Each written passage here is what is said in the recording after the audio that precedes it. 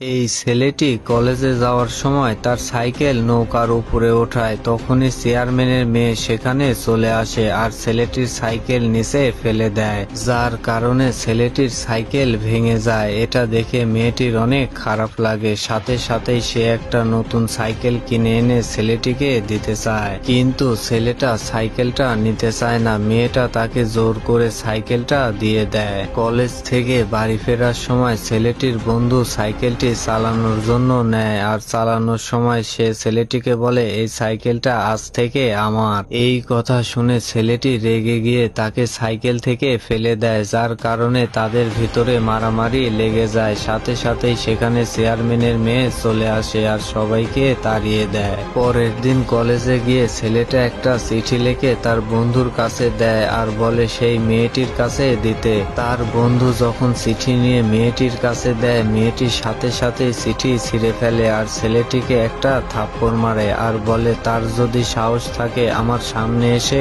কথা বলতে।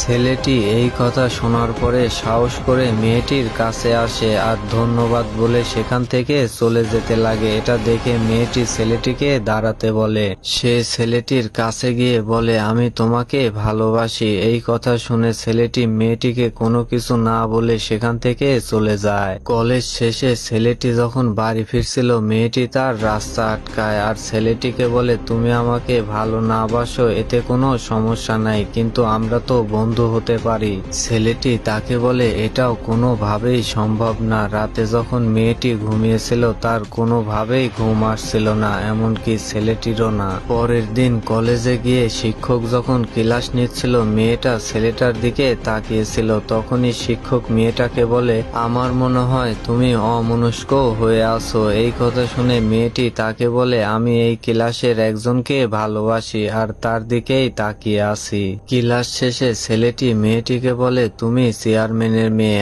আর আমি একজন সাধারণ গরিব পরিবারের ছেলে। এই কথাটা যদি তোমার বাবা জানে তাহলে আমাকে গ্রাম ছাড়া করবে।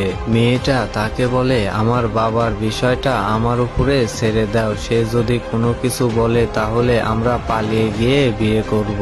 বন্ধুরা, আজকের ভিডিওটা এই পর্যন্তই। পার্ট 2 দেখার জন্য পেজটি ফলো দিয়ে সাথেই থাকুন। ধন্যবাদ সবাইকে।